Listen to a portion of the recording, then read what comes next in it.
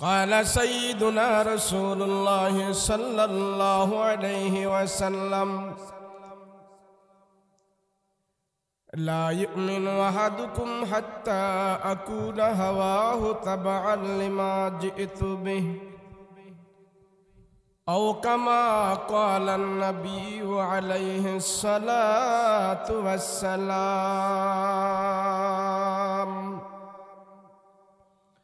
وقال تعالى في شان حبيبه ومحبوبه وما أرسلناك إلا رحمة للعالمين.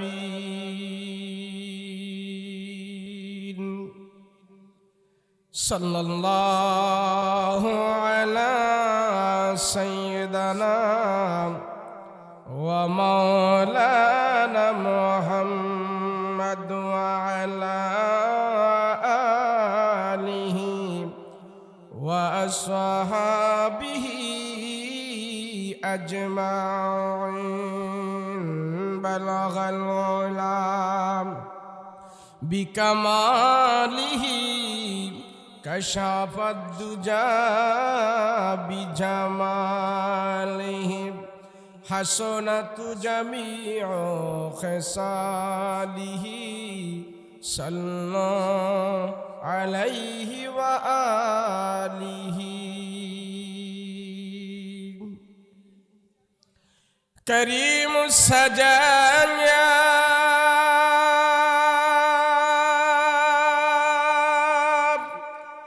جميل الشيم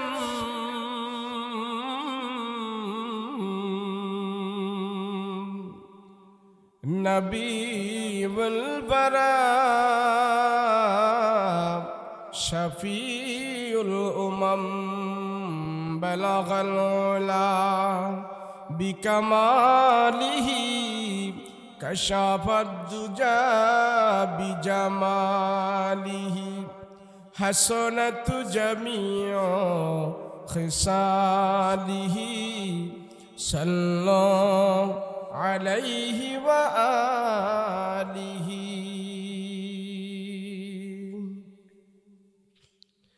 নবী নবী করে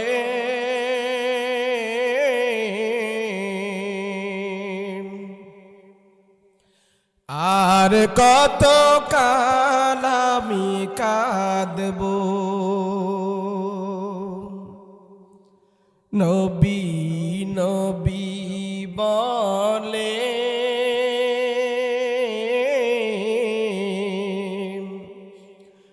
আর কত কাল আমি কাঁদব। আপন নয়নে কাবে জানি, আপন নয়নে কাবে জানি, নবীজিকে আমি দেখব, নবী নবী করে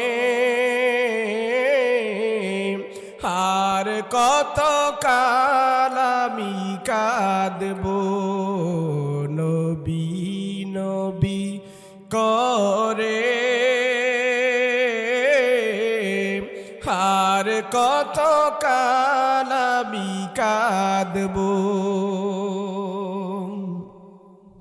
মিঠে যাবে মনের জ্বালা, মিঠে যাবে মনের জ্বালা, নবীজিকে আমি দেখলে,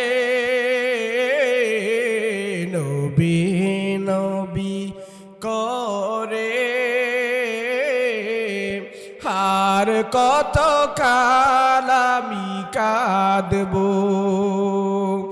আপন নয়নে কাবে জানি, আপন নয়নে কাবে জানি, নবীজিকে আমি দেখব,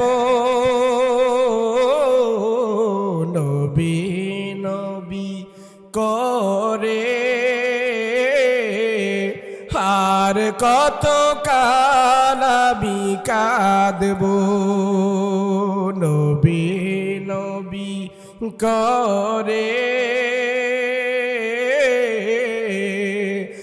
আর কত কাল আমি কাঁদব। আলহামদুলিল্লাহ, আল্লাহ পাকের দরবারে শুকর আদায় করছি, বলি আলহামদুলিল্লাহ।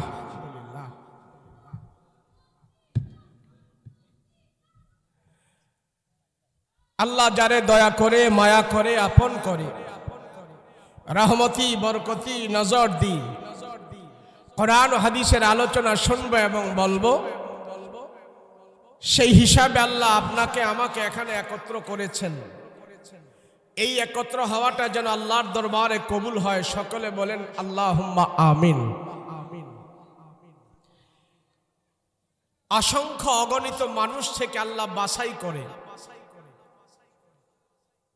আমাদের কিছু মানুষকে আল্লাহ এখানে বসার তৌফিক দিয়েছেন। এই বসাটা আমার আপনার শক্তি পাওয়ার ক্ষমতার বলে নয়, আল্লাহ পছন্দ করেছেন, সেই জন্য আমি আপনি এখানে বসতে পেরেছি। আচ্ছা, আপনারা যে এতক্ষণ বসে বসে মুফতি আব্দুল বাতেন কাসিমি সাহেব হুজুরের আলোচনা এখানে শুনেছেন, আমার পরে আরো মূল্যবান নসিহত যিনারা করবেন, কেউ 1 ঘন্টা, কেউ 2 ঘন্টা, কেউ আধা ঘন্টা, কেউ 3 ঘন্টা এখানে বসে বসে যে আল্লাহ রসুলের কথা শুনবেন, বলেন আপনাদের ফায়দা হইব কি, লাভ হইব কি? বলবেন লাভ লাভ, কিন্তু কি লাভ? আমি একটা লাভের কথা বলি, আল্লাহ রসুলের কথা যারা বলে এবং শোনে, এখনো আমল করে নাই, অনেকে বুঝেও নাই, শুধু বৈশা রয়েছে, নবীজির কথা শোনার জন্য শুধু বসে রইল। আপনার 50, 60, 70 বছরের হায়াত থেকে আজকের মাহফিলে আপনি 1 ঘন্টা 2 ঘন্টা যে বসে থাকবেন, আপনার 70 বছরের জিন্দেগি থেকে এই 2 ঘন্টা আল্লাহর দরবারে গুনাহমুক্ত হয়ে পৌঁছে যাবে। বলেন আপনারা বসে এখানে কেউ গুনাহ করছেন? বিড়ি টিড়ি খাইছেন কেউ বৈশা? গান বাদ্য করছেন? কোনো খারাপ কাজ করছেন? কিছুই করেন নাই, শুধু বসে আছেন। এই বসে থাকাটা আল্লাহর দরবারে কত মূল্যবান জানেন? আমরা এখানে বসে বসে আল্লাহ রসুলের কথা শুনি, আর আল্লাহ আমাদেরকে নিয়ে ফিরিস্তাদের মজলিসে আরশে আজিমে আলোচনা করতেছিস। বলেন আমাদের দাম আছে না নাই? আমরা আল্লাহর কথা বলি জমিনে বসে, আল্লাহ আমাদের আলোচনা করে আকাশে ফিরিস্তাদেরকে নিয়ে। সুবহানাল্লাহ বলেন। এই জন্য এটা গুনাহমুক্ত মজলিস। কি মজলিস? গুনাহমুক্ত।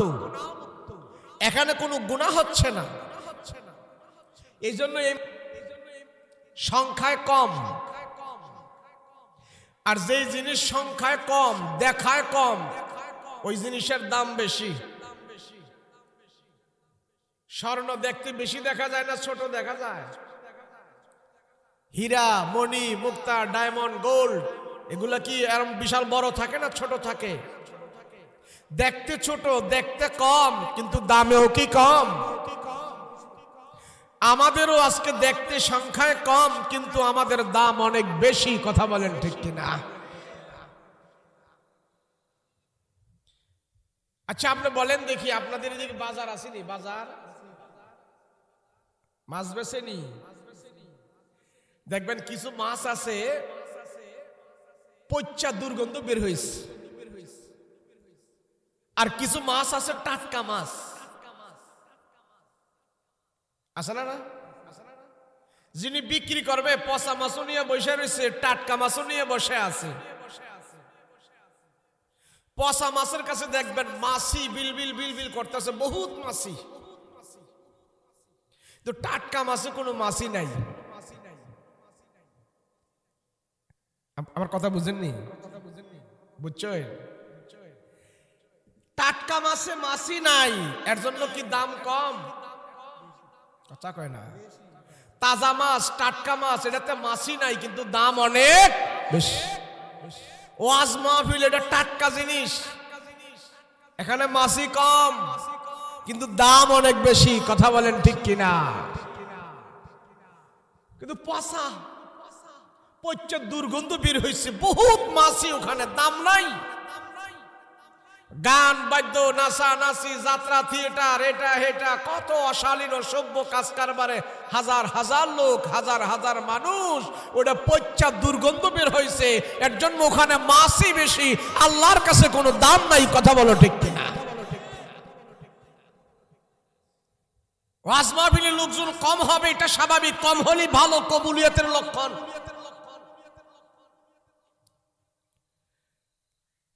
এই যে আপনি, আমি তো যুক্তি দিয়ে বুঝাইতেছি,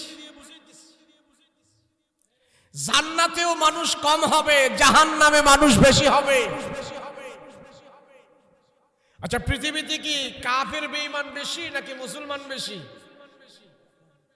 কথা কন না দে, সবাই কন না, কি বেশি? কাফের মুশরিক বেশি। বেহেশতে যাইব নি? কথা কন না, একটাও যাইব না। ইমানদার মুসলমান, আল্লাহ এবং রাসূলকে যারা বিশ্বাস করেছে, আমার রাসূলুল্লাহর মহব্বতে, রাসূলুল্লাহর আশিক হয়ে যারা কবরে যাবে, একদিন না একদিন তারা জান্নাতে চলে যাবে। এমন সংখ্যা কি বেশি না কম? কম না? কম, কিন্তু জান্নাতের মেহমান হয়ে যাবে। এখন তো আমি যুক্তি দিয়ে বুঝাইলাম, তো এই কথাটা আল্লাহ কোরআনে বলে দিছে। আল্লাহ পাক, এটা কি লাগাইছেন? এটা না, লাইভ তো আমি দিব না, আমার তো কইবেন না আপনি লাইভ দেওয়ার লাগে। আমি লাইভ দিই না, দেহ প্রবাসী। আমি একটা কথা বললে কথাটা লাইভ দিলে আর আমার কাছে থাকে না, এটা আরেকজনের কাছে চলে গেছে। এই কথাটার মালিক আর আমি না। এখন আমি কথা বলতে গেলে এদিক সেদিক হইতেই পারে। যারা কথা বেশি বলে, প্রতিদিন যারা কথা বলে, তাদের কথায় কিছু ভুল হইতেই পারে। এর জন্য আমার অনিচ্ছাকৃত ভুল যদি আপনার লাইভে চলে যায়, আর এটা নিয়ে যে কোনো মানুষ আমাকে যা কিছু করতে পারে, এর জন্য আমাদের জন্য লাইভ দেওয়াটা মুশকিল, বুঝছেন না? দরকার আপনি কতটুক দিচ্ছেন, এতটুক দেওয়ার পরে আর বন্ধ করে দেন, দিয়েন না, আমাকে সমস্যা হয়, বুঝেন না? পরিস্থিতি সব বুঝা চলন লাগে আমাদের, বুঝেন নি? কে বক্তায় ওয়াজ করে গেছে 6, কিন্তু এটা ইসলাম বিদ্বেষীরা পরের দিন এটার 9 বানায় নেড়ে ছেড়ে দিব। বক্তায় ওয়াজ করে গেছে 9, হেরাইডারে কারসিট করে পরের দিন এটা নেড়ে ছেড়ে দিব 6। বক্তায় কইছে 9, মিডিয়াওয়ালায় ছেড়ে দিছে 6। বক্তায় কইছে 6, মিডিয়াওয়ালায় ছেড়ে দিছে 9। এমন করে আপনারা তো জানেন না, বক্তাদের বয়ানগুলো মনিটরিং করার জন্য, বক্তাদের বয়ানগুলো এগুলা কি বলতেছে বক্তারা, এগুলি পর্যবেক্ষণ করার জন্য গোয়েন্দা বিভাগের একটা টিমই আছে। বক্তারা কি বলতেছে, আমাদের কথাগুলো এইভাবে যাচাই হচ্ছে, বাছাই হচ্ছে। 2-1 কথা এদিক সেদিক হয়েছে, পরে কল করে বলবে আপনি থানায় আসেন। এটা তো লাইফ না, এটা নির্দিষ্ট। হ্যাঁ, যদি কোনো ভুল করে হ্যার নামে আমি মামলা দেব, কিন্তু যে লাইভ দিবে হেরে তো পাইতাম না, বুঝছেন নি? না, এটা আপনারা হয়তো অনেকে জানেন না, এটা আমাদের রিস্ক। আপনি বসে ভিডিও করেন, অসুবিধা নাই, লাইভ দিয়েন না। তো যাই হোক, আল্লাহ যেন আমাদেরকে সমস্ত বালা মুসিবত থেকে যেন হেফাজত রাখে, আপনাদেরকে যেন আল্লাহ হেফাজত রাখে, বলেন আমিন। যে কথাটা আমি বলতেছিলাম, আল্লাহ পাক জাহান্নামের ভিতরেও মানুষ বেশি দিবে, জান্নাতের ভিতরে মানুষ কম থাকবে। আমরাও যদি সমাজের হালচালের দিকে তাকাই, তো আল্লাহ যেই কারণে মানুষদেরকে জাহান্নামে দিবে, যেই কথাগুলো আল্লাহ কোরআনে বলেছে, সেই সব কথাগুলো কোরআন থেকে যখন আমরা রিসার্চ করি, দেখি জাহান্নামী কারণগুলো সমাজের মানুষের ভিতরে আমরা বেশি দেখতে পাই। বলেন নামাজির সংখ্যা বেশি না কম? কথা কন না, বেশি না কম? নামাজির সংখ্যা কম, অথচ জান্নাতে যাওয়ার জন্য নামাজটাকে আল্লাহ চাবি বানাইছে। কোন এই চাবি কয়জনের হাতে আছে? এই চাবি নেই না মানুষ কি কম না বেশি? কম না? অথচ এই বেহেশতে যাবে কম সংখ্যক লোকেরা। তো জান্নাতের চাবি নেওয়ার লোক কম, সেজন্য আল্লাহ আগেই বলে দিছে জান্নাতে যাবে কম মানুষ আর জাহান্নামে যাবে বেশি। এবং কোন ধরনের লোকগুলো জাহান্নামে যাবে সেই কথাগুলো আল্লাহ কোরআনের আয়াতে ধরে তুলেছে। বিসমিল্লাহির রাহমানির রাহিম।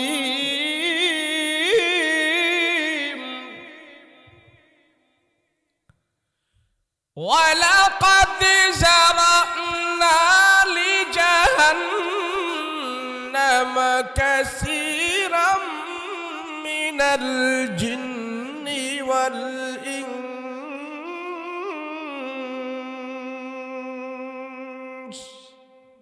আল্লাহ কয় অবশ্যই অবশ্যই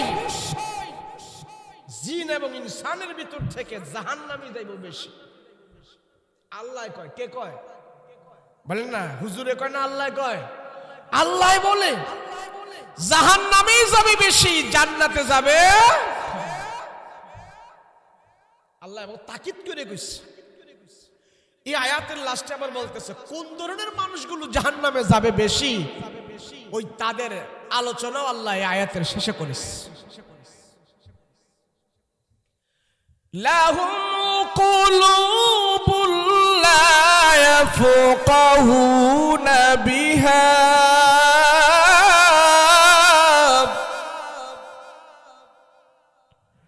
ওয়া লাহুম আ'য়ুনুন লা ইউবসিরুনা বিহা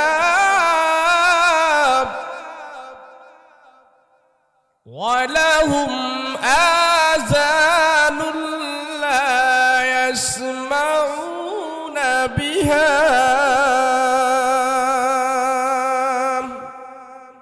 তিনটা কথা এখানে বলছে।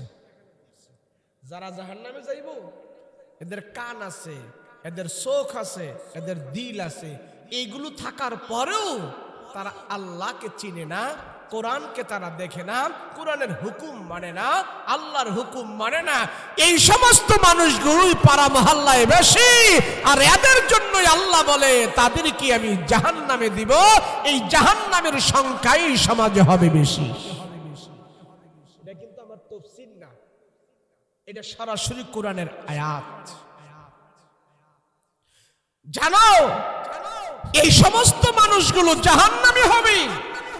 তোমাদের কাছে তারা মানুষ, আমার আল্লাহর কাছে তারা মানুষ নয়। তোমাদের কাছে 2 পাওয়ালা মানুষ, আর আমার আল্লাহর কাছে তারা 4 পাওয়ালা জানোয়ারের মতো। এই ছেলেরা বসো বসো।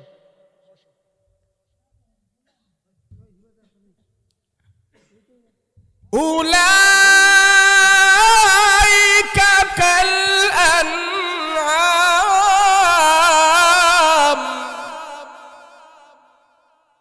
বাল হুম আদাল উলাইকা হুমুল গাফিলুন।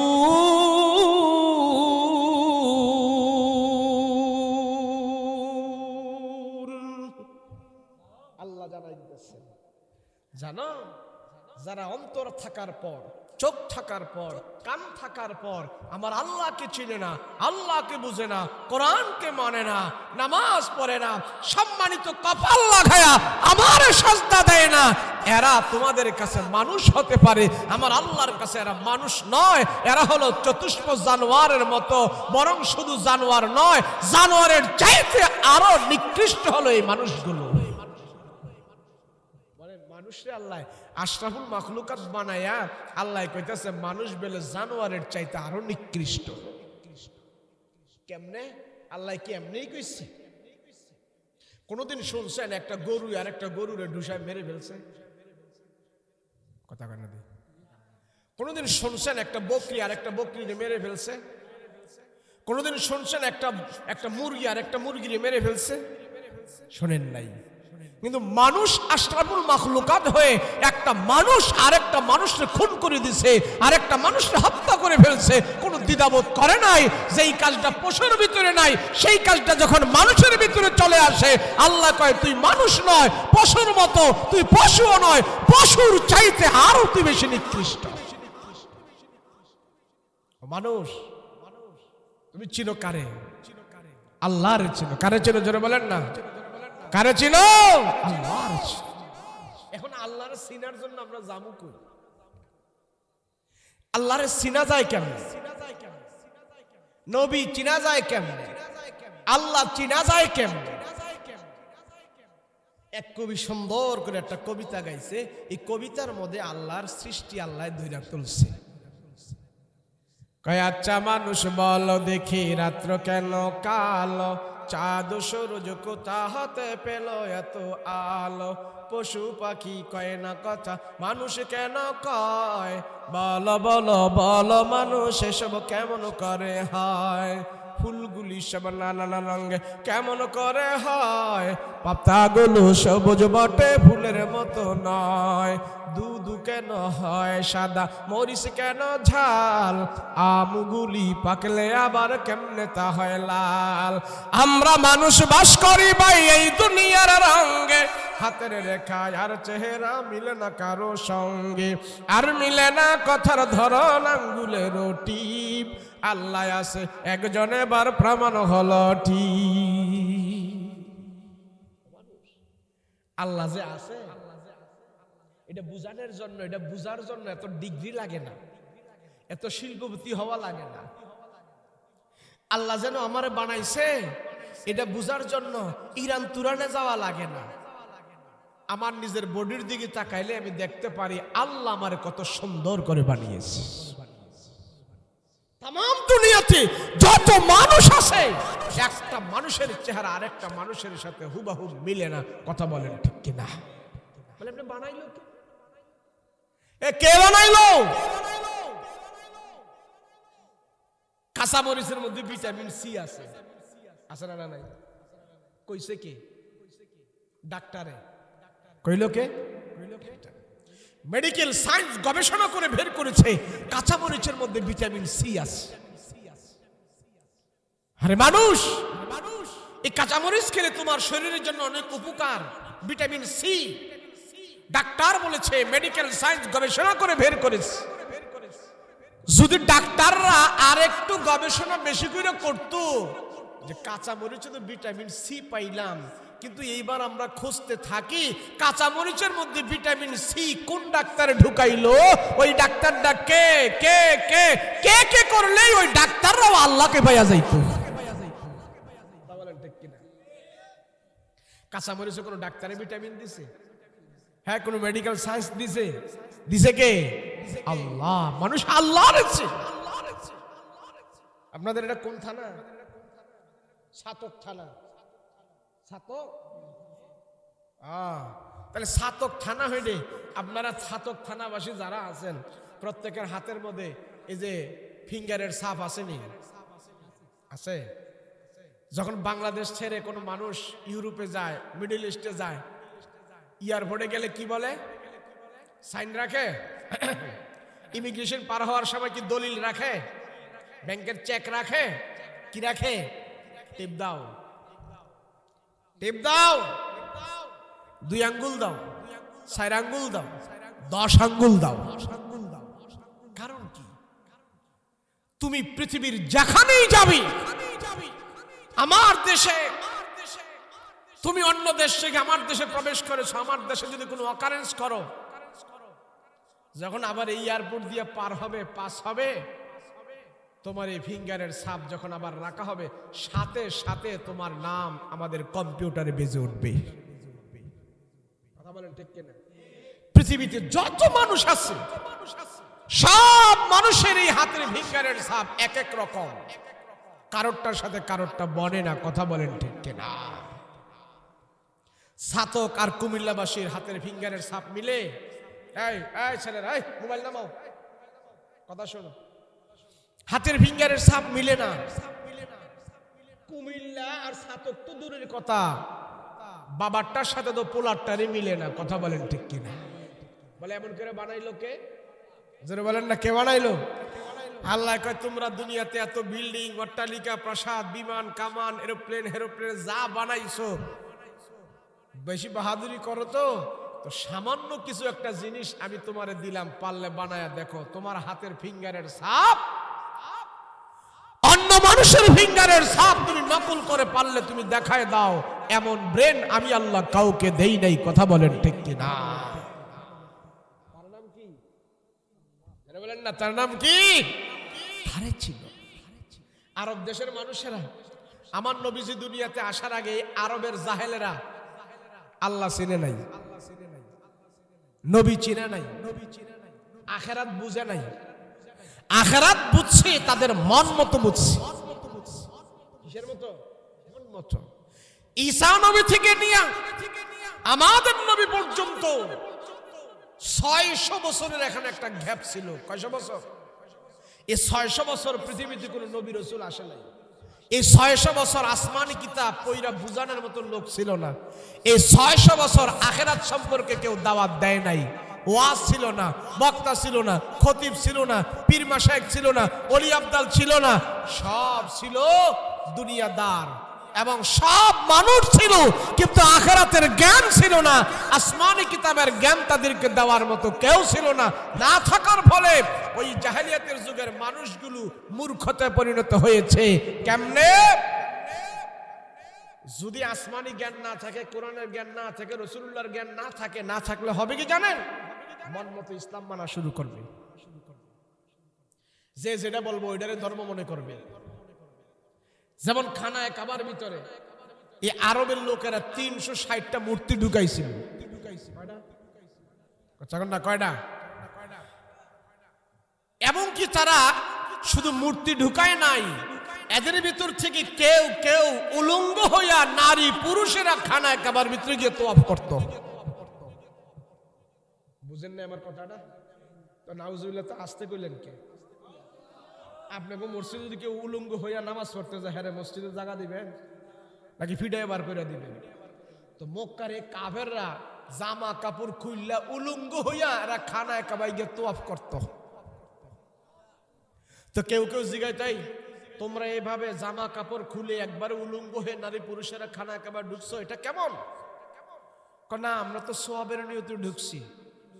এর নিয়তে? সোয়াবের নিয়তে।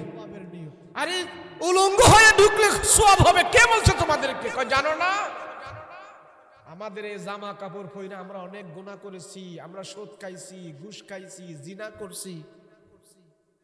তো এই গুনাহের কাপড় চোপড় নিয়ে যদি আমরা আল্লাহর ঘরের ভিতরে যাই, খানায় কাবায় যাই, তাহলে এটা কেমন খারাপ দেখা যায় না? সেই জন্য যেই কাপড় পরে আমরা গুনাহ করছি এডি গায়ের টেনে খুইলা সব ফালাই দিয়া এরপরে আমরা উলঙ্গ হইয়া খানায় কাবায় ঢুকছি সোয়াবের নিয়তে। বুঝেন? আল্লাহ ভালো মানুষের যদি মাথা খারাপ হয়, হ্যাঁ পাগল কয়। পাগলের মাথা খারাপ করলে যা হয় এদের অবস্থা তা হইছে। আরে মানুষ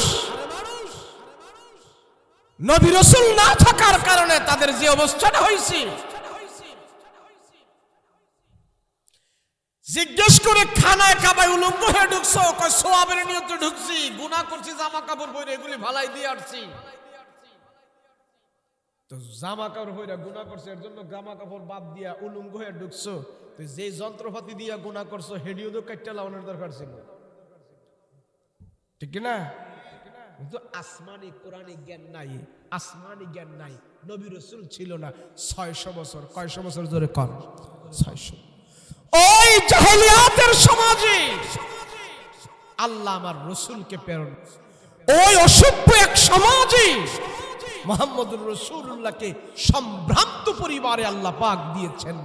নবীজি সেই সমাজটাকে সোনার সমাজে পরিণত করে দিয়েছে। সুবহানাল্লাহ। নবী ছাড়া এটা কারো দ্বারা সম্ভব ছিল না। কথা বলেন ঠিক কি না? আল্লাহ জানে আমার নবীরে কখন পাঠাইতে হবে। কেরে এদের ওষুধ অ্যান্টিবায়োটিক ছাড়া লোকাল ওষুধে কাম হইতো না, আর আমার রসুল হলো তাদের জন্য অ্যান্টিবায়োটিক ওষুধ। কথা বলেন ঠিক কিনা? নবীজি আসছে, নবীজি আসার পরে আস্তে আস্তে করে নবীজি বড় হয়েছে। 8 বছর, 9 বছর, 10 বছর, 12 বছর, 20 বছর, 30 বছর, 40 বছরে যাওয়ার পর আল্লাহ এবার ঘোষণা করছে, নবীজি এবার কালেমার দাওয়াত আপনি শুরু করেন। 40-এর আগে বলে নাই। 40-এর আগে মক্কার কাফের মুশরিকরা সবাই শুধু দেখছে মুহাম্মদকে। নবীজি কথায়, জবানে, ওয়াদায়, সব দিক দিয়ে মুহাম্মদ এক নম্বর।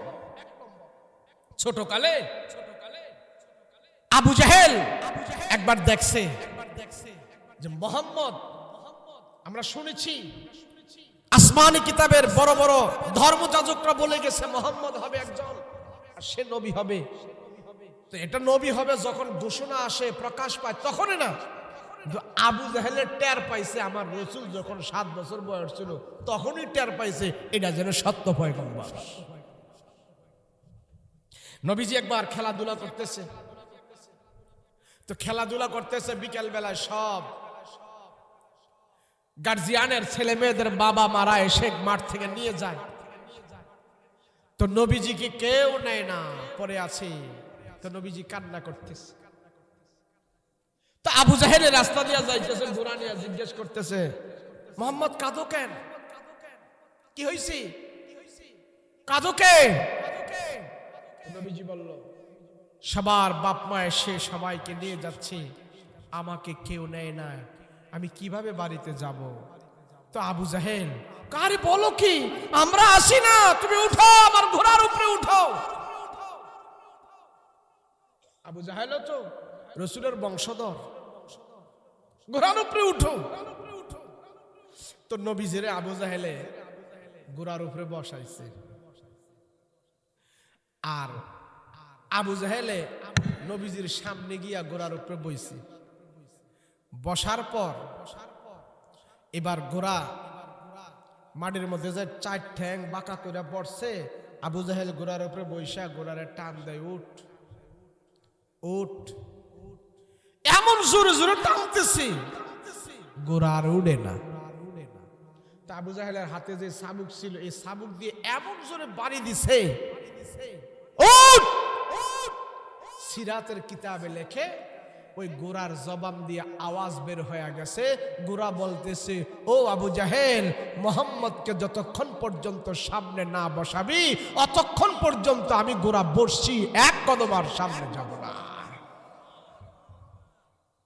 আবু জাহেল টের পাইছি মোহাম্মদ যে কে, আমি টের পাইছি। সুবহানাল্লাহ বলেন না। এবার নবীজিকে আবু জাহেলে সামনে বসাইছে, আর আবু জাহেল পিছনে বসছে। ওই আবু জাহেলের ঘোড়াটা লাফ দিয়া দাঁড়াইয়া এমন দ্রুত বেগে চলছে, আবু জাহেল বলে, আমার ঘোড়াকে এত দ্রুত বেগে চলতে আমি কোনো দিন দেখি নাই।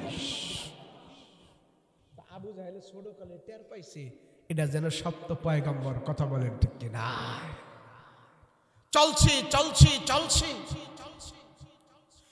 চলতে চলতে বয়স আমার রসুলের 25 বছর।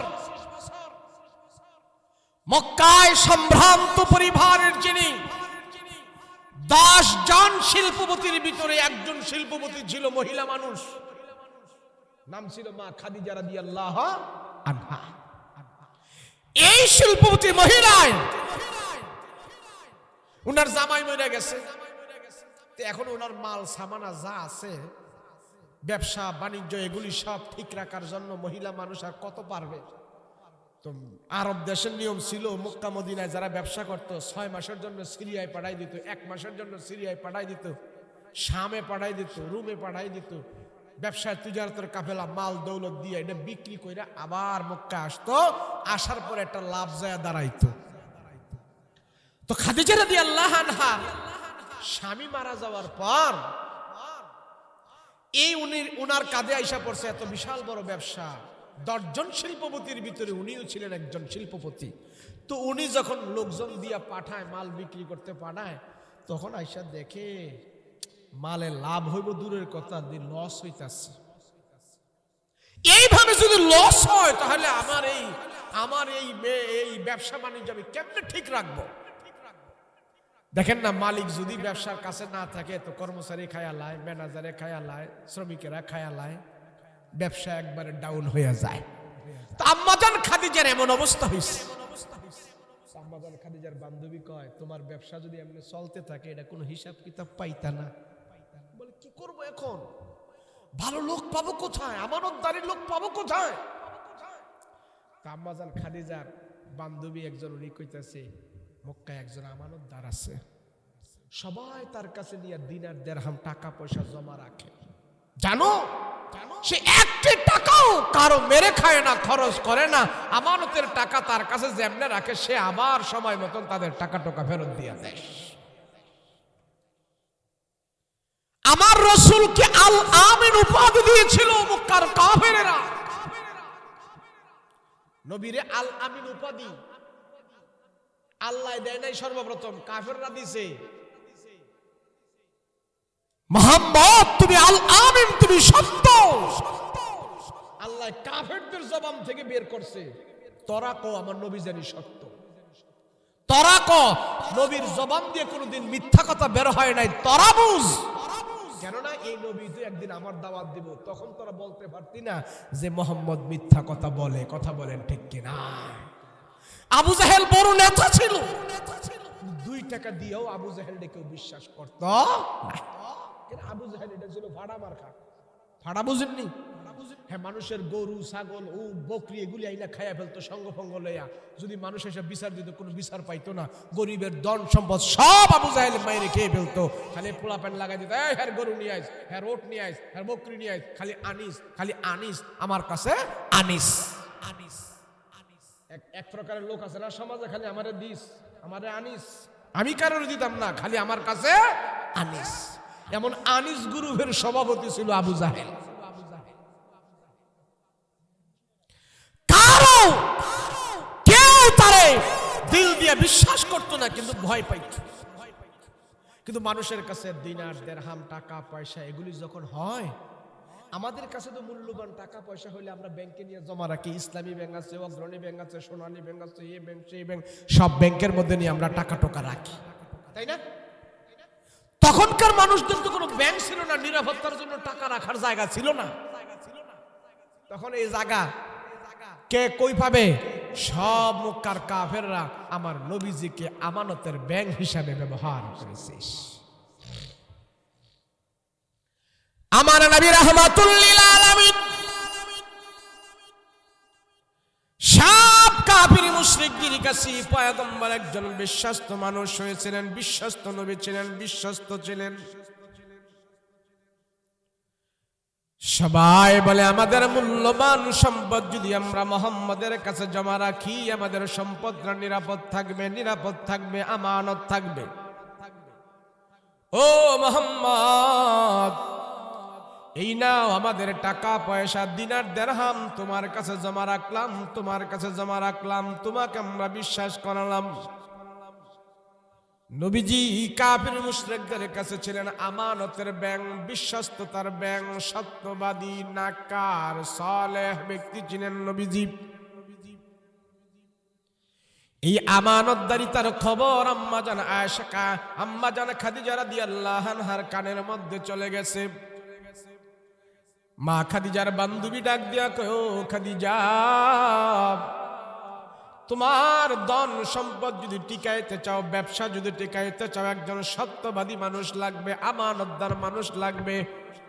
বলে কই পাবো আমি? বলে মক্কা একজন আমানতদার ব্যক্তি আছে, আমানতদার একজন যুবক আছে, মক্কা একজন সত্যবাদী যুবক আছে। ওই যুবকের প্রশংসা সবাই করে। দেখো তারে প্রস্তাব দিয়া তোমার ব্যবসার ম্যানেজার তারে বানানো যায় কিনা, তোমার ব্যবসার জন্য তারে নিযুক্ত করা যায় কিনা। মা খাদিজা রাদিয়াল্লাহু আনহা এবার খবর লাগাইলেন, মুহাম্মদের কাছে যাও, আমি তাকে বেতন দিব, আমি তাকে মায়না দিব, সে যা চায় তা আমি দেব। তারপরও আমার ব্যবসাটা যেন ঠিক থাকে, তারে বলো তাকে দিয়ে আমার তাজারতের কাফেলা মক্কা থেকে শাম দেশে পাঠাইতে চাই, সিরিয়াতে পাঠাইতে চাই, সে রাজি আছে কিনা বলো। তারা যে খবর দাও, সে যা চায় তা তারে আমি দিতে বাধ্য হব। আমার ব্যবসা ঠিকানার জন্য আমানতদারি ম্যানেজার দরকার। রাহমাতাল লিল আলামিন কি মা খাদিজা রাদিয়াল্লাহু আনহা ম্যানেজ করল। মুহাম্মদ, আমার এই ব্যবসার তিজারতের কাফেলা তোমাকে দিয়ে আমি শাম দেশে পাঠাইতে চাই, তুমি কি বলো? বলে ঠিক আছে। আল্লাহর নবী রাহমাতুল লিল আলামিন মা খাদিজা রাদিয়াল্লাহু আনহার ব্যবসার তিজারতের কাফেলা নিয়ে সিরিয়ায় চলে গেল। সিরিয়ায় যাওয়ার পর মাল দৌলত সব বিক্রি করে যখন নাকি মক্কায় আসছে, মক্কায় এসে যখন নাকি ব্যবসার মালিকের কাছে মা খাদিজা রাদিয়াল্লাহু আনহার কাছে যখন পাই টু পাই হিসাব দিল, মা খাদিজা হিসাব করে দেখতেছে এতদিন যত লস হয়েছে আমার ব্যবসায়, যত লস গেছে, যত গচ্ছা গেছে, সব লস ওইটা এখন দ্বিগুণ পরিমাণে ব্যবসায় লাভ হয়ে গেছে। মা খাদিজা রাদিয়াল্লাহু আনহা পাগল হয়ে গেছে। হায়রে, আমার ব্যবসার জন্য তো এমন যুবক দরকার, আমার ব্যবসা টিকায় রাখতে পারবো, আমার মাল দৌলত টিকায় রাখতে পারবো, এমন ম্যানেজার দরকার। আল্লাহর নবীর কথাবার্তা দেখে, চাল চলন দেখে, নবীজির বেশভূষা দেখে, নবীজির বচন ভঙ্গি দেখে, নবীজির আদর্শের প্রতি মুগ্ধ হয়ে মা খাদিজা চিন্তা করতেছে, ম্যানেজারকে যদি আমি স্থায়ী ম্যানেজার বানাইতে পারি আমার ব্যবসায় অনেক লাভ হবে। সুবহানাল্লাহ বলেন। মা খাদিজা সিদ্ধান্ত নিল, প্রস্তাব দিল, মুহাম্মদ তোমাকে আমি স্থায়ীভাবে ম্যানেজার বানাইতে চাই। বলে কিভাবে? আমার স্বামী মারা গেছে, আমি এখন একা, তুমি যদি রাজি থাকো, আমি খাদিজা আমার বিশাল সম্পত্তি ধন ভান্ডার যা আছে সবকিছু আছে, এগুলির মালিক হইলাম আমি। তুমি যদি রাজি থাকো তাহলে আমার পক্ষ থেকে আমি প্রস্তাব দিলাম, তোমাকে আমার জীবনের সাথী বানাই নিতে চাই। রাহমাতুল লিল আলামিন বলে, আমার ধন সম্পদের দরকার নাই, আমার বিবাহের বয়স হয়েছে, কিন্তু আমি একা সিদ্ধান্ত নেব না, আমার গার্জিয়ান আছে। কে গো তোমার গার্জিয়ান কে? নবী বলে, খাদিজা, আমার গার্জিয়ান হলো আমার চাচারা আছে, যারা আমাকে লালন পালন করে বড় করেছে, তারা আছে। নবীজির বয়স হলো 25 বছর, আর আম্মাজান খাদিজার বয়স হলো 40-এর উপরে। ওই 40-এর উপরে সেই মহিলা প্রস্তাব দেয়, আমার নবীজির আদর্শ দেখে, নম্রতা দেখে, ভদ্রতা দেখে, উদারতা দেখে, বিশ্বস্ততা দেখে, আমানতদারি দেখে, রাহমাতুল লিল আলামিন চাচাদেরকে যখন যে কথা বললো, চাচারা বলে, আমরা সিদ্ধান্ত নেব মুহাম্মদ তোমার ব্যাপারে কি করা যায়। সব চাচারা বসে এবার সিদ্ধান্ত নিলে, আমরা খাদিজার সাথে তোমাকে বিবাহ দেবার সিদ্ধান্ত নিয়েছি, তুমি কি বলো? বলে, আমার কোনো অনুমতি নাই, আমার কোনো না নাই, হা নাই, আপনারা যা বলেন তাই সিদ্ধান্ত আমি মেনে নেব।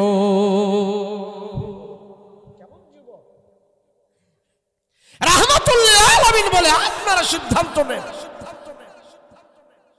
মুসলমান ভাইরা রে, আমার লম্বা কথা, রাহমাতুল লিল আলামিন নবী আমার, আরে সরদার দু আলম, বিশ্ব জাহানের সম্রাট, দু জাহানের সম্রাট, ওই নবীজির বিবাহ সম্পন্ন হইল। প্রথম বিবাহ একজন 45 বছরের মহিলার সাথে। মা খাদিজা রাদিয়াল্লাহু আনহাকে যখন বলা হলো মুহাম্মদ রাজি আছে, তুমি প্রস্তাব দিয়েছো, তোমার প্রস্তাবে রাজি আছে, তার চাচারাও রাজি। যেদিন মা খাদিজার বিবাহটা আমার রাসূলের সাথে পড়ানো হয়, আম্মা জান খাদিজা রাদিয়াল্লাহু আনহা আমার পয়গম্বরের কাছে 40 কেজি স্বর্ণ নবীকে উপহার দিয়েছিল। ওগো রহমতের নবী গো, আমি খাদিজা খুশি হয়ে 40 কেজি স্বর্ণ আপনাকে দিলাম। আল্লাহর নবী সেই স্বর্ণ গ্রহণ করে নাই, এক টুকরা স্বর্ণ নিজের জন্য ব্যবহার করে নাই, সব রাস্তায় কবুল করে দিয়েছে, সব দিয়ে দিস। মুসলমান ভাইরা রে আমার, মা খাদিজা রাদিয়াল্লাহু আনহার সম্পদের অভাব নাই, সম্ভ্রান্ত পরিবারের মহিলা, সম্মানের অভাব নাই, সম্পদের অভাব নাই, নম্রতা, ভদ্রতা, উদারতা আছে। নবীজিকে নিয়ে ঘর সংসার করতেছে, ঘর সংসার করতেছে। এক এক করে যখন ঘর সংসার করা শুরু হলো, নবীজির বয়স হয়ে গেল 40 বছর। এখন আল্লাহ পাক ওপেন ভাবে আমার পয়গম্বরকে বলে দিলেন, ইসলামের দাওয়াত শুরু করেন। রাহমাতুল লিল আলামিনের আচরণ নম্র ভদ্র, কথাবার্তা দেখা আম্মা জান খাদিজা রাদিয়াল্লাহু আনহা এখন ব্যবসার প্রতি আর মন নাই, নবীজির প্রতি মন চলে আসছে। প্রথম প্রথম বিবাহ বলছিল, আমার সম্পদ টিকায় রাখবো, আমার সম্পদের সম্পদ টিকায় রাখবো, আমি শিল্পপতি ধরে রাখবো। এখন আর সেই সম্পদের কথা মনে নাই। রাহমাতুল লিল আলামিনকে পায়া এখন আমার নবীর কথা সে স্মরণ করে, আমার নবীর প্রতি সম্মান দেখায়, নবীজির খেয়াল বেশি রাখে, সম্পদের খেয়াল আর বেশি রাখে না। এইভাবে যখন নাকি চলতেছে, আল্লাহর নবী রাহমাতুল লিল আলামিন যেদিন প্রথম হেরা গুহায় পয়গম্বরের উপরে কোরআন নাজিল হয়েছে, নবীজি সেই হেরা গুহার উপরে যায় বসবাস করতেন, সেখানে যায় ধ্যানমগ্ন থাকতেন, সেখানে যায় আল্লাহর ধ্যানমগ্ন থাকতেন। হেরা গুহা পাহাড়টা এমন বড় পাহাড়, যেই পাহাড়ে কোরআন নাজিল হয়েছে, ওই পাহাড়ে এখন 250 কিলোমিটার উপরে। আমি আপনি যখন উঠতে যাই 2.5 ঘন্টার উপরে লাগে, 3 ঘন্টার উপরে লাগে। আমরা সাধারণ মানুষরা সে পাহাড়ের উপরে উঠতে পারি না, কিন্তু রাহমাতুল লিল আলামিন আমার নবী সেই হেরা পাহাড়ে যখন নাকি ধ্যানমগ্ন হয়া সেখানে কোরআন তেলাওয়াত করতেন, নবীজি সেখান থেকে আসতেন না, অনেক দিন পর পর সেখান থেকে আসতেন। আর মা খাদিজা আমার পয়গম্বরকে সেখানে প্রত্যেক দিন 2 বেলা নবীর জন্য খাবার পৌঁছায়া দিতে।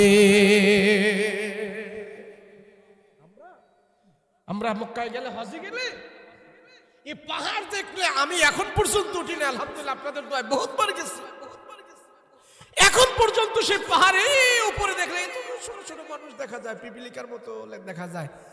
এই পাহাড় অধিক চাইলে আমার মাথা ঘুরে যায়, কারো 2.5 ঘন্টা, 3 ঘন্টা, 4 ঘন্টা পর্যন্ত লাগে ওখানে উঠতে। আর মা খাদিজা প্রত্যেক দিন আমার রাসূলকে সেখানে 2 বেলা খাবার পরিবেশন করে দিয়ে আসতেন। রাহমাতুল লিল আলামিনের খবর নেই, মহব্বত করে যত্ন নেই। আল্লাহ নবী দিনের দাওয়াতের জন্য যখন নাকি দূর দেশে যাইতেন, মা খাদিজাকে ঘরের ভিতরে দিয়া যাইত। 2 দিন 3 দিন পর্যন্ত আম্মা জান কোনো খাবার পাইতেন না। রাহমাতুল লিল আলামিন 2-3 দিন পরেও নবীজির মনে হয়েছে, হায় রে খাদিজা কেমন করে ঘরের ভিতরে আছে, আমি তো কোনো খাবার দাবার দিয়ে আসে নাই। রাহমাতুল লিল আলামিন আমার নবী যখন নাকি দাওয়াতের কাজ শেষ করে আবার যখন নাকি ঘরে আসতেন, ঘরে আইসা দেখে মা খাদিজা রাদিয়াল্লাহু আনহার মুখটা মলিন হয়ে গেছে। আম্মা জান খাদিজা একবারে বাঁকা হয়ে শুয়ে আছে, চোখগুলো খোলে না, ঘুমাইতেছে। রাহমাতুল লিল আলামিন বুঝতে পারলেন মা খাদিজা খাবার নাই, ক্ষুধার যন্ত্রণায় একবারে কাতর হয়ে দুর্বল হয়ে পড়ে আছে।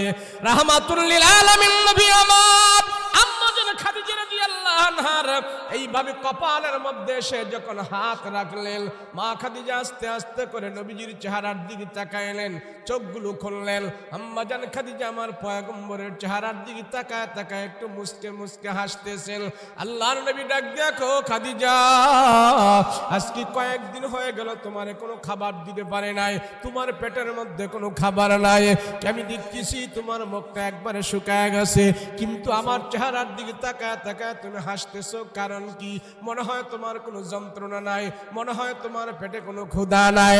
আম্মা জান খাদিজা রাদিয়াল্লাহু আনহা ডাক দিয়ে বলে, ইয়া রাসূলুল্লাহ, ইয়া হাবিবাল্লাহ, রহমতের নবী, নবী গো, আজকে 2 দিন 3 দিন ধরে আমার পেটের মধ্যে কোনো খাবার নাই, তাতে আমার কোনো অসুবিধা নাই।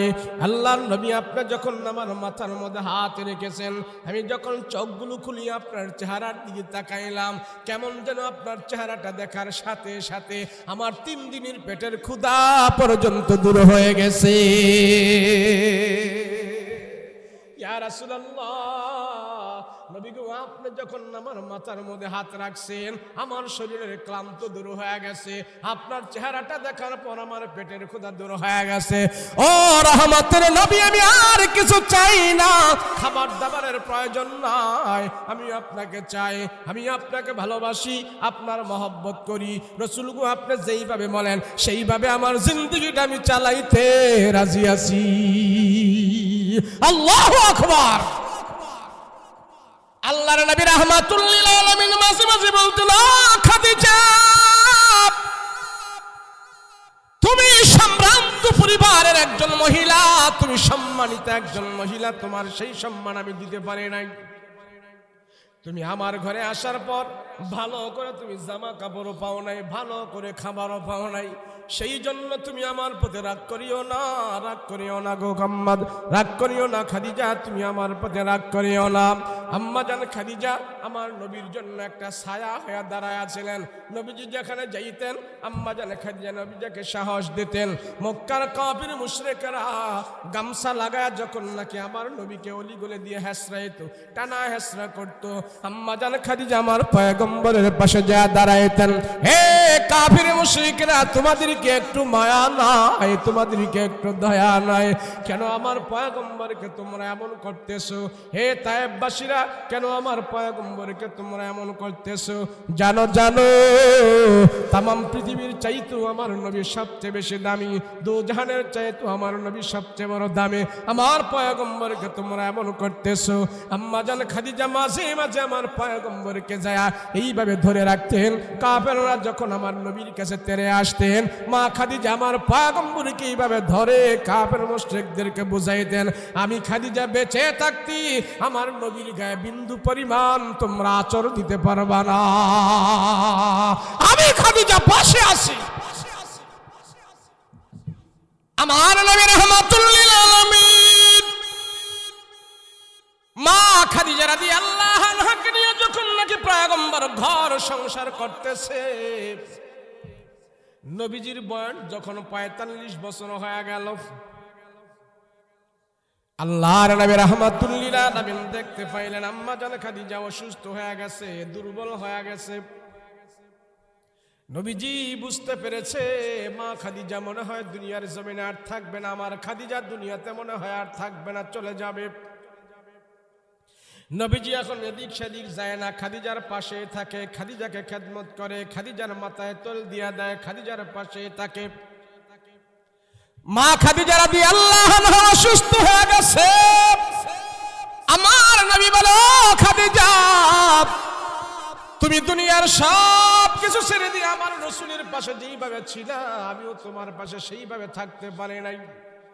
তোমার পর্যাপ্ত পরিমাণ সব কিছু আমি নবী দুনিয়াতে তোমারে দিতে পারি নাই, তবে জেনে রাখো আখিরাতের মধ্যে আল্লাহ তোমাকে বঞ্চিত করবে না, জান্নাতে আল্লাহ তোমার সব ব্যবস্থা করে দেবে। নবীজি মা খাদিজার পাশে বসা আছে, রাহমাতুল লিল আলামিন পাশে বসা আছে, আর আম্মা জান খাদিজা অসুস্থ হয়ে গেছে। নবীজি মনে মনে ভাবতেছে মনে হয় দুনিয়াতে বেশি দিন আর থাকবে না, দুর্বল হয়ে গেছে। আল্লাহর নবী রাহমাতুল লিল আলামিনের রানীর উপরে আম্মা জান খাদিজার মাথাটা সের মোবারকটা আছে। নবী রাহমাতুল লিল আলামিন ডাক দেয়া কয়, খাদিজা, ও খাদিজা, তুমি কি চাইবা আমার কাছে চাও, আমি রাসূল তোমাকে দেওয়ার জন্য আজকে প্রস্তুত আছি। আম্মা জান খাদিজা কয়, রাহমাতুল লিল আলামিন, আমি এখনো কয়েকটা জিনিস আপনার কাছে চাইবো, আপনি ভালো করে শুনবেন। কয়েকটা জিনিসের নসিহত করবো, আপনি ভালো করে শুনবেন। কয়েকটা জিনিসের নসিহত করবো, আপনি ভালো করে শুনবেন। নবী গো, বলেন আপনি আমার জিনিসগুলো পুরা করবেন কিনা, আমার জিনিসগুলো আমাকে দিবেন কিনা। আমি এখন যেই জিনিসগুলো আপনার কাছে চাবো সেই জিনিসগুলো আপনি আমাকে দিবেন কিনা বলেন। আল্লাহর নবী বললেন, খাদিজা তুমি বলো, আমি নবীজি তোমার চাওয়া পাওয়া পুরা করার জন্য প্রস্তুত আছি। বলো কি চাইবো বলো। যদি এমন অফার দেয় স্বামীরা, বর্তমান যুগে যদি স্বামীরা স্ত্রী করে বলে কি চাইবা তুমি চাও, তাহলে কি চাইবো? বুঝেনি তো কি চাইবো। আর মা খাদিজা আমার রাসূলের কাছে কি চাইছে জানেন? নবীজির কাছে আম্মা জান খাদিজা বলে, ইয়া রাসূলুল্লাহ, আমি আপনার কাছে 1 নম্বরে একটা জিনিস চাবো, 2 নম্বরে দ্বিতীয়টা জিনিস চাবো, 3 নম্বরে আমি 3 নম্বর জিনিস চাবো। রাসূল 3টা জিনিস আপনার কাছে আমি চাবো, নবীজি আপনি আমার জন্য দিবেন। আমি জানি আপনি ওয়াদা করলে সেটা মিস করবেন না, আপনি সেটা পুরো করবেন। রাসূল বলে, খাদিজা চাও, আমি তোমার জন্য দিতে প্রস্তুত আছি, তুমি চাও। এবার আম্মা জান খাদিজা রাদিয়াল্লাহু আনহা আমার রাসূলের কাছে বলে, ইয়া রাসূলুল্লাহ, ইয়া হাবিবাল্লাহ, ও পয়গম্বর, আমি যদি আপনার আগে দুনিয়ার জমিন থেকে বিদায় হয়ে যাই, আমি ইন্তেকাল করি, নবী গো আমার 1 নম্বরের চাওয়া হইল আপনি নিজের হাতে আমাকে দাফন কাফন করাবেন। 2 নম্বরে রাসূল আপনি আমাকে মুর্দারি কাপড়, মার্কিন কাপড় দিয়ে আমাকে কাফন দাফন করাবেন না। বাজার থেকে নতুন কাপড় কিনে এনে আমাকে আপনি দাফন কাফন করাবেন না। আমার কাপড়ের কাপড়টা অন্য কিছু দিয়ে আনবেন না, কোথাও থেকে আনবেন না, নতুন কাপড় দিয়া দিবেন না। এ খাদিজা, কি দিয়া তাহলে দেব? কেন নতুন কাপড় দিয়া তোমার কাপড়ের কাপড় বানাবো না, কারণ কি? খাদিজা বলে, ইয়া রাসূলুল্লাহ, রাসূল গো আমার দাবি হইল 1 নম্বরের নসিহত, বাজার থেকে নতুন কাপড় কিনে এনে আমার জন্য কাপড়ের কাপড় বানাবেন না। বলে কি দিয়া বানাবো? রাহমাতুল লিল আলামিনের কাছে আম্মা জান খাদিজা বলে, ইয়া রাসূলুল্লাহ, আপনার গায়ের মধ্যে যে জুব্বাগুলো আছে, জামাগুলো আছে, আপনার গায়ের 2টা ঘামওয়ালা জুব্বা দিয়া আমার কাপড়ের কাপড় বানাইবেন। অন্য কোনো কাপড় দিয়ে আপনি আমাকে জানাজার দেবেন না, অন্য কোনো কাপড় দিয়ে আমাকে কাপড়ের কাপড় পরাইবেন না। ওগো রাহমাতুল লিল আলামিন পয়গম্বর, আমার দাবি হইল আপনার 2টা ঘামওয়ালা জুব্বা দিয়ে আমাকে কাপড়ের কাপড় পরাইবেন।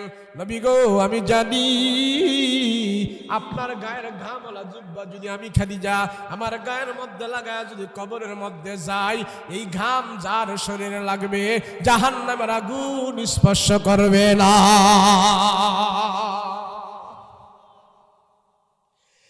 রাহমাতুল লিল আলামিন আমার 1 নম্বর ওসিয়ত, দুনিয়া থেকে বিদায় হওয়ার পর রাসূল আপনি নিজের হাতে আমাকে দাফন কাফন করাইবেন।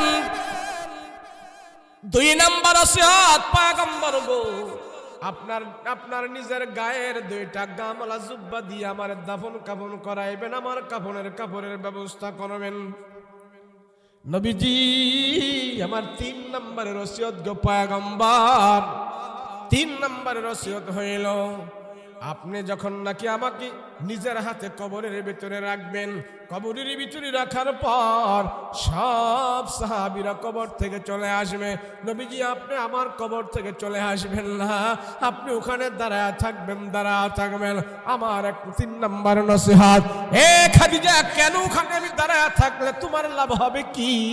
আম্মা জান খাদিজা বলেন, নবী গো আপনি যতক্ষণ পর্যন্ত দাঁড়ায় থাকবেন, ওই ফেরেশতারা সওয়াল আর জবাব করতে যখন আসবে আপনি তোমাদের সওয়াল আর জবাবের উত্তরগুলো দিয়া দিবেন। সেই জন্য আপনি আমার কবরের পাশে দাঁড়ায়া থাকবে।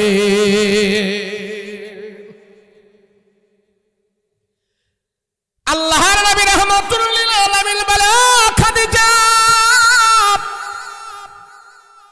আমি রাসূল তোমার সাথে ওয়াদা দিলাম, কথা দিলাম, ও খাদিজা যাও যাও, তোমার ওয়াদাগুলো আমি পুরা করব, তোমার ওয়াদাগুলো আমি পালন করব, কথা দিলাম। মা খাদিজা রাদিয়াল্লাহু আনহা আমার পয়গম্বরের আগে যখন ইন্তেকাল করে, আমার নবীর দুইটা ঘামালা জুব্বা দিয়া তার দাফন কাফনের ব্যবস্থা করে, কাফনের ব্যবস্থা করে, জানাজার নামাজ পড়ায়া আম্মা জান খাদিজা কেনিয়া যখন কবরের ভেতরে রাখলো, প্রচন্ড রৌদ্রের ভিতরে আমার নবীজি সেখানে দাঁড়ায় আসে। সব সাহাবীদেরকে বলে, যাও যাও তোমরা চলে যাও। এক সাহাবী বলে, ইয়া রাসূলুল্লাহ আপনি কে এখানে দাঁড়ায় থাকবেন, এত রৌদ্রের ভিতরে চলে আসেন। নবী বলে, ও সাহাবীরা রে, আমাকে যাইবার কথা তোমরা বারণ করিও না, যাইবার কথা তোমরা বলিও না, আমি এখানে দাঁড়ায় থাকবো। আমার খাদিজার সাথে আমি ওয়াদা দিয়েছি, তার কবরের পাশে আমি দাঁড়ায় থাকবো। তোমরা সবাই চলে যাও, আমি এখানে দাঁড়ায় থাকবো। আমি খাদিজার সাথে ওয়াদা দিয়েছি, তোমাদের সাথে এখন আমি বাড়িতে যেতে পারি না। যাও তোমরা যাও, সবাই। আল্লাহর নবী রাহমাতুল লিল আলামিন অনেকক্ষণ পর্যন্ত দাঁড়িয়ে আছে। জিবরাইল আলাইহিস সালাতু ওয়াস সালাম এসে ডাক দিয়া বলে, ইয়া রাসূলুল্লাহ, ইয়া হাবিবাল্লাহ, ও রহমতের নবী গো, কেন আপনি এখানে দাঁড়ায় আছেন, কারণ কি? এত রৌদ্রের ভিতরে আপনি এখানে কবরের পাশে, খাদিজার কবরের পাশে কেন দাঁড়ায় আছেন? নবী বলে, খাদিজার সাথে আমি ওয়াদা দিয়েছিলাম, ফিরিস্তারা যখন নাকি সওয়াল আর জবাব করতে আসবে, আমি খাদিজার পক্ষ থেকে জবাবগুলো দিয়ে দেব, তার সাথে ওয়াদা দিয়েছি, সেই জন্য আমি এখানে দাঁড়ায় আছি। ফিরিস্তারা তো আসে না, কারণটা কি? আল্লাহর নবী কথা বলার পর জিবরাইল আমিন ডাক দিয়া কয়, রাহমাতুল লিল আলামিন, খাদিজার সওয়ালের জবাব আপনি দেওয়া লাগবেন না। আপনি যেমন খাদিজাকে ভালোবাসেন, আল্লাহ আপনার খাদিজাকে তেমন ভালোবাসে। ওই খাদিজার সওয়াল আর জবাব আপনি উত্তর দেবেন কে? আল্লাহ নিজে খাদিজার সওয়ালের জবাব উত্তর দিয়া দিছে। আপনি যেমন ভালোবাসেন, আল্লাহ তেমন ভালোবাসে, বলেন সুবহানাল্লাহ। এদের ভিতরে কি সম্পর্ক ছিল, কি ভালোবাসা ছিল, কি মহব্বত ছিল। আর আমাদের মহিলাদের ভিতরে এমন ভালোবাসা মহব্বত আসেনি। সাতকে আছে, আমগো কুমিল্লাই নাই। আছে আছে, না থাকলে দেশ চলে কেমনে? হ্যাঁ আছে। আল্লাহর দিনের বুঝ আমরা পুরুষেরা যেইভাবে ওয়াজ শোনেন, মহিলাদেরকেও হাক্কানি আলেমদের বুজুর্গদের ওয়াজ এইভাবে শোনার সুযোগ করে দিবেন, দেখবেন ওরা ভালো হয়ে যাবে। আমরা পুরুষ যারা দুনিয়াতে আসছি, সবাই নারী জাতির পেট থেকে আসছি, কথা বলেন ঠিক কিনা? আমার মায়ের জাতির পেট ছাড়া আমরা পুরুষ দুনিয়াতে কোনোদিন আসতে পারি। সেজন্য দুনিয়াতে যত বড় বড় বুজুর্গ হয়েছে, আল্লাহর ওলি হয়েছে, বড় আলেম হয়েছে, আবেদ হয়েছে, আমরা যদি তাদের ইতিহাস পর্যবেক্ষণ করি তাহলে দেখতে পাই এই বুজুর্গ হওয়ার পিছনে তার শিক্ষা, তার দীক্ষা, তার পড়াশোনা নয়, তার বুজুর্গ হওয়ার পিছনে, ওলি হওয়ার পিছনে তার মা বাবার সেখানে সবচেয়ে বড় অবদান রয়েছে। বাইজিদ বোস্তামির নাম শুনছেন আপনারা? কথা কন না দি।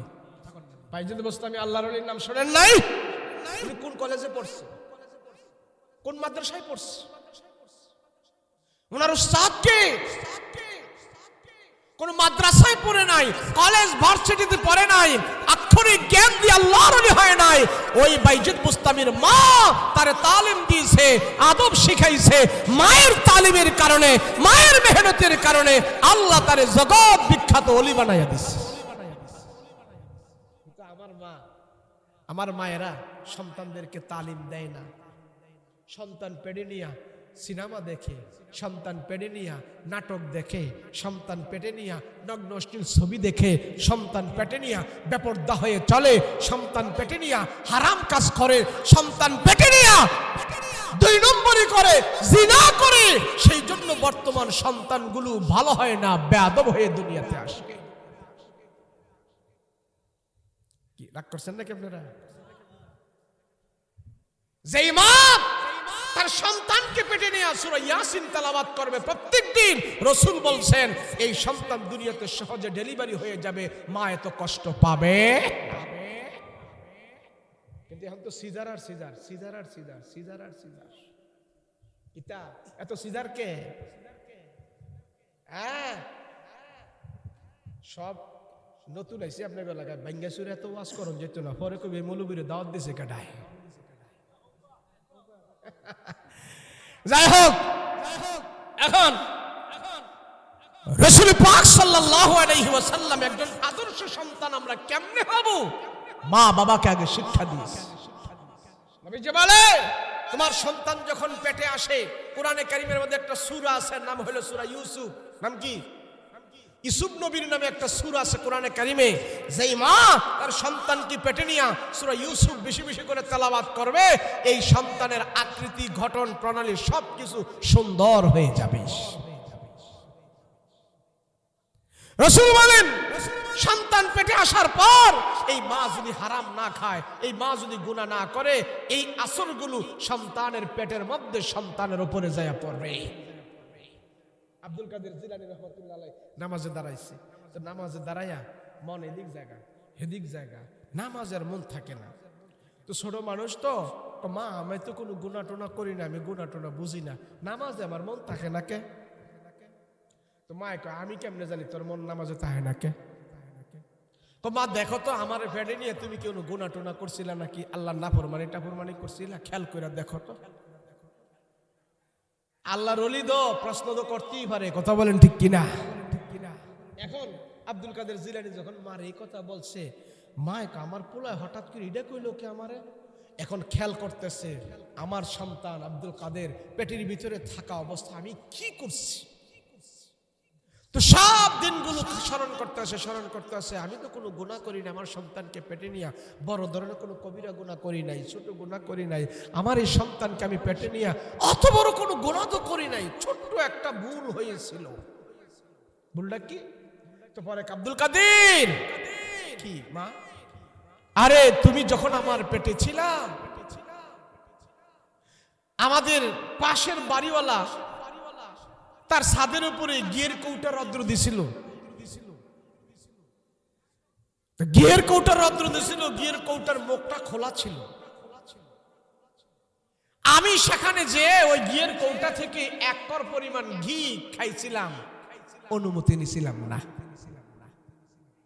তুমি তখন আমার পেটে ছিলে, আর আমি ঘিয়ের কৌটা থেকে 1 কর ঘি আমার মুখে দিয়েছিলাম। মনে হয় আমি এই কাজটা ভুল করে ফেলেছি, এখন আমি বুঝতে পেরেছি আমি তার থেকে অনুমতি না নিয়ে আমি 1 কর পরিমাণ ঘি যে আমার পেটের ভিতরে ঢুকাইছি, এটা তো আমার উচিত হয় নাই, এটা তো বিনা অনুমতিতে আমি নিয়েছি, এই অন্যায়টা করেছি তুমি পেটের ভিতরে থাকতে। আর মনে হয় কোনো বড় ধরনের কোনো অন্যায় আমি করি নাই। আব্দুল কাদের জিলানী বলে মা, তোমার কাছে এটা ছোটখাটো অন্যায় হতে পারে, আমার কাছে এটা ছোটখাটো না, আমার কাছে বড় অন্যায় মনে হয়। যাও যাও পাশের বাড়িওয়ালা কাকা থেকে তুমি এখন যা ক্ষমা চেয়ে নাও, হয়তো পারে আল্লাহ তাআলা এর বদলে তোমাকে আমাকে ক্ষমা করে দিতে পারে। যাও মা ক্ষমা চেয়ে নাও।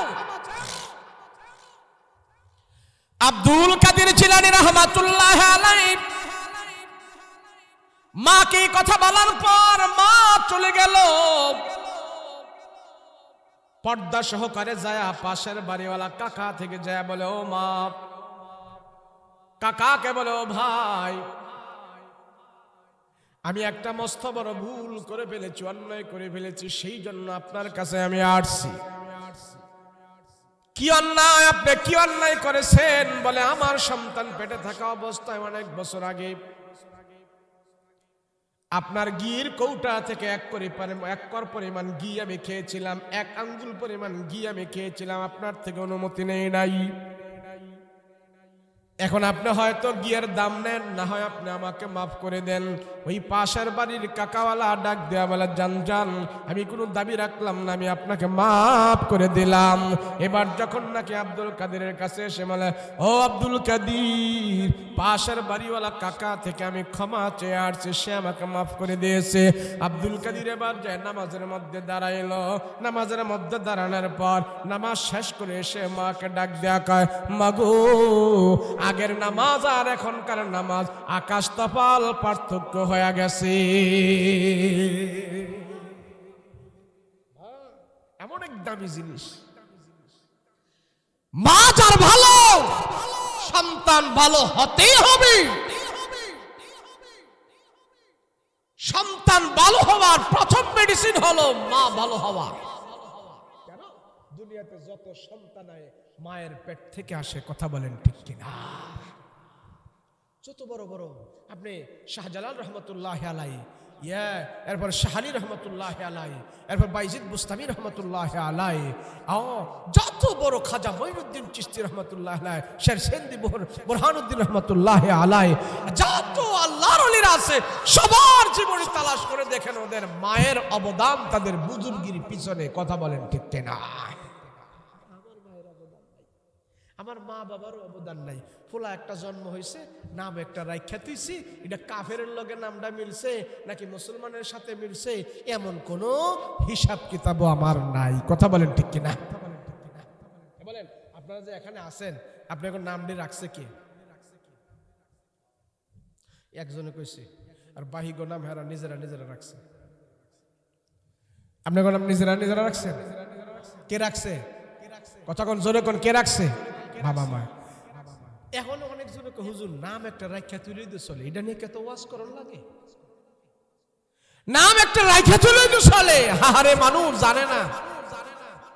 যে সমস্ত কাফের মুশরিকরা আমার রসুলের কাছে আসছে কলমা পড়ার জন্য, তো নবী জিজ্ঞাসা করতো তোমার নাম কি?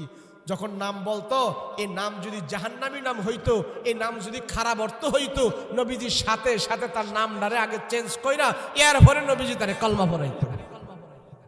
আর আমরা বলি একটা রাইখা দিলি চলে। এক যুবক আসছে রসুলের কাছে কালমা পড়তে, রসুল বলে তোমার নাম কি? বলে আমার নাম হলো আব্দুল উজ্জা। রসুল বলে এই নাম চলবে না মুসলমান হলে। উজ্জা মানে হলো দেবতা, আব্দুল মানে হলো বন্দা, তুমি হলো দেবতার বন্দা। না না, আমি রসুল তোমার নাম পরিবর্তন করে দিলাম, আজ থেকে তোমার নাম হলো আব্দুল্লাহ, তুমি আর উজ্জার গোলাম নয়, আল্লাহর গোলাম হয়ে গিয়েছো। তো রসুল এইভাবে 60 বছর, 70 বছর, 100 বছরের কোন সাহাবী কাফের যদি এসে রসুলের কাছে কালমা পড়তো, নবীজি সাথে সাথে তাদের নাম আগে চেঞ্জ করে দিতেন। কিন্তু আমরা চেঞ্জ করি না, করি? আমরা চেঞ্জ করি না, একটা রাইখা তুলি চলছে। এমন নাম আমাদের মাঝে আছে, ডাইরেক্ট সরাসরি নামগুলো জাহান্নামীদের সাথে মিলে যায়, কথা বলেন ঠিক কিনা? জাহান্নামীদের সাথে মিলে যায় আমাদের নাম। হাসরের ময়দানে আল্লাহ ডাক দিয়ে বলবে, সেন্টু জান্নাতে যা। তা আল্লাহ কবে কি রে, তোর আমলে জান্নাতি, ইমানে জান্নাতি, নামে দি জাহান্নামী, ব্যাপার কি? সেন্টিমেন্টু এগুলা নাম তো জান্নাতি মানুষের নাম না, এটি জাহান্নামী মানুষের নাম। তো সেন্টু কইবে আল্লাহ নাম দো, আমি রাখছি না। কই কে রাখছে? আমার আব্বা আম্মায় রাখছে। তখন সেদিন এই সেন্টুর আব্বা আম্মারে ডাক দিবে, এদিকে কি ব্যাপার, তুমি সন্তানের নাম জাহান্নামীদের নামের সাথে মিলে রাখলা কে? আল্লাহ অত খেয়াল টেল তো করি নাই, এত খেয়াল টেল করো নাই। আল্লাহ জাহান্নামী নাম সন্তানের নাম রাখছো কেন তুমি? সেজন্য আল্লাহ ওই মা বাবাকে এমন ধমক দিবে, আল্লাহর ধমককে সেদিন মা বাবার চেহারা কালো হয়ে যাবে। কেন সন্তানের নাম জাহান্নামী নাম রাখলি কেন? নাম দিয়ে কিছু হয় না। এরপরও নাম হলো মানুষের সবচেয়ে বড় সার্টিফিকেট, কথা বলেন ঠিক কিনা? বলে নাম যদি একটা রাখা তুই চলে, আমি যদি এখন রসগোল্লার নাম যদি পায়খানা রাখা তুই, কেউ খাইব নি? খাইব কেউ? তো নাম তো অবশ্যই লাগবে ভালো। আপনারা হয়তো এখানে অনেকজনে চিনবেন, আমরা ঢাকায় যেখানে নামাজ পড়াই, আমার এটা হলো দোলাইখাল কলতা বাজার, ঢাকার জসকোটের সামনে আমার মসজিদ। ওখানে আমি 10 বছর জুমার নামাজ পড়াচ্ছি। তো এটা তো পুরান ঢাকার আওতায় পড়ে, তো তাদের কথাবার্তা একটু পুরান ঢাকার সিস্টেম বুঝেন তো। এই যে শীত পড়তেছে, অনেক মুসল্লি তারাদেরকে মসজিদে আর পাবো না। তো যদি জিজ্ঞেস করি, কিরে তোর যদি গরমের মধ্যে মসজিদে দেখিস, শীতের মধ্যে মসজিদে আহ না কে?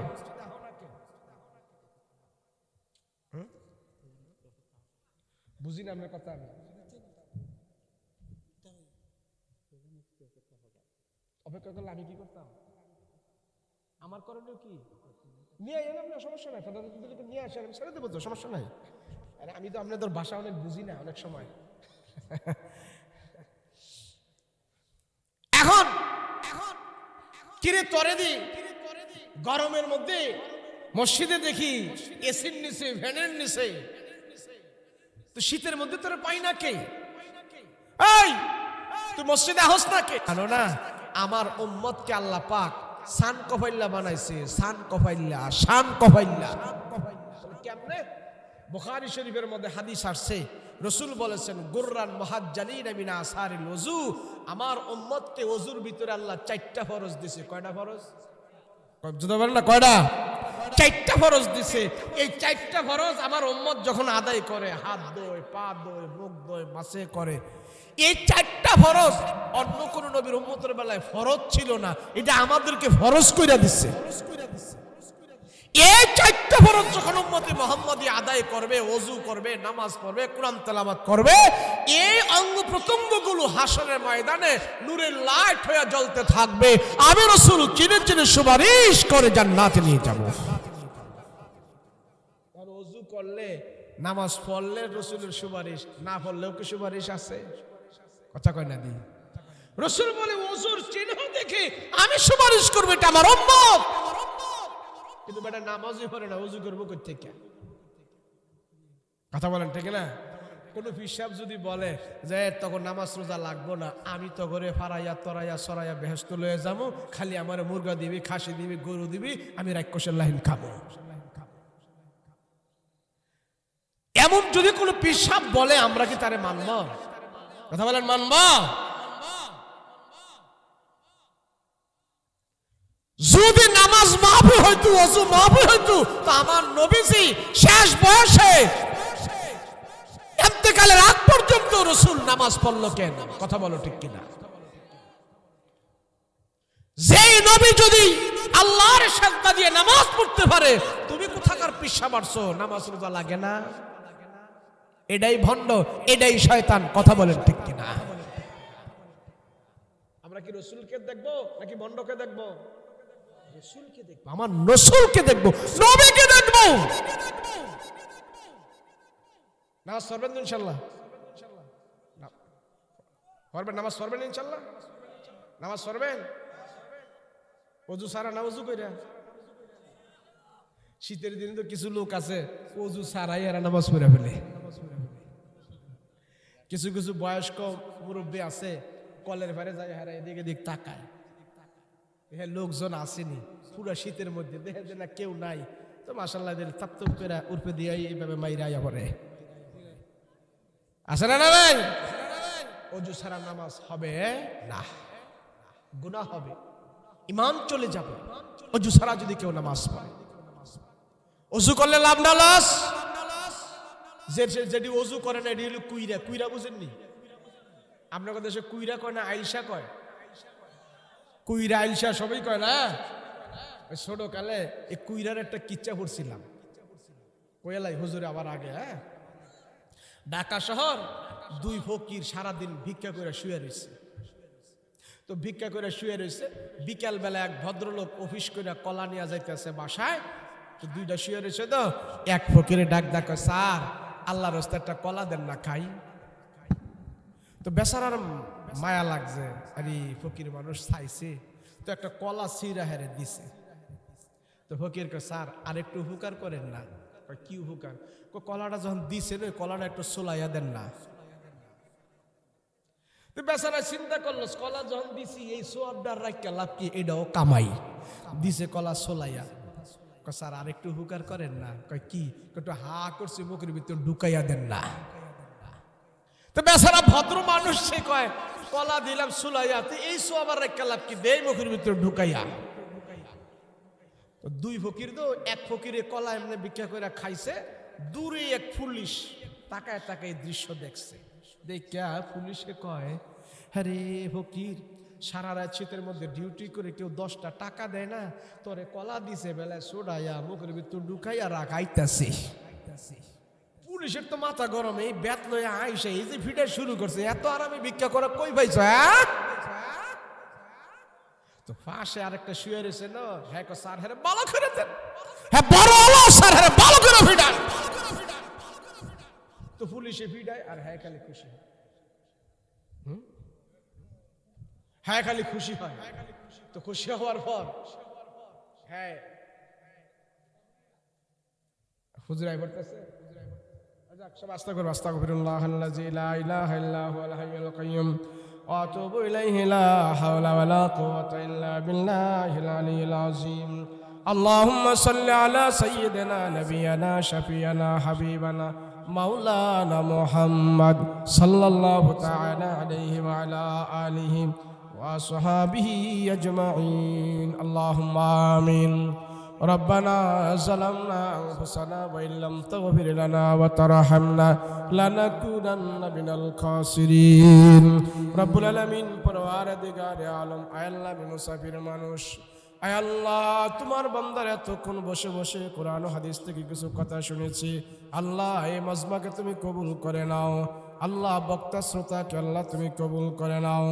আয় আল্লাহ যাদের অর্থায়নে চেষ্টা মেহনতে সময় দিয়ে শ্রম দিয়ে বুদ্ধি দিয়ে পরামর্শ দিয়ে আল্লাহ জান্নাতের বাগান সাজাইলো, ওয়াজ মাহফিলের ব্যবস্থা করে নাও।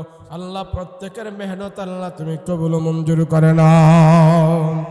আয় আল্লাহ তাআলা এখানে যারা উপস্থিত আছে আল্লাহ, এদের ভিতর থেকে যারা মা বাবা অন্ধকার কবরে আছে আল্লাহ তাদেরকে তুমি মাফ করে দাও। কবরের ভিতরে তুমি জান্নাতের বাতি জ্বালায় দাও, কবরের মধ্যে আল্লাহ তুমি জান্নাতের বিছানা বিছায় দাও। রব্বুল আলামিন আমাদের গুনার দিকে যদি আমরা তাকাই, জাহান্নাম ছাড়া কোন দেখি না রে মালিক, তুমি আমাদেরকে জাহান্নাম থেকে বাঁচায়া দিও, আমাদের নাম জান্নাতের খাতায় লিখে দিও। আয় আল্লাহ সমস্ত এক্সট্রিম দুর্যোগ বিমারি থেকে আমাদেরকে হেফাজত করো। আয় আল্লাহ আসমানি জিসমানি গজব থেকে আমাদেরকে হেফাজত করো। জিন্দা মুর্দা সবাইকে তুমি মাফ করে দাও। রব্বুল আলামিন যতদিন দুনিয়ার জমিনে বেঁচে থাকবো ঈমান ও আমলের সাথে বাঁচার তৌফিক দান করে দিও। সাল্লাল্লাহু তাআলা আলাইহি ওয়া আলা আলিহি ওয়া সাহবিহি আজমাইন। সুবহান রাব্বিকা রাব্বিল ইজ্জাতি আম্মা ইয়াসিফুন ওয়া সালামুন আলাল মুরসালিন ওয়ালহামদুলিল্লাহি রাব্বিল আলামিন। বিহাক্কি লা ইলাহা ইল্লাল্লাহু মুহাম্মাদুর রাসূলুল্লাহ সাল্লাল্লাহু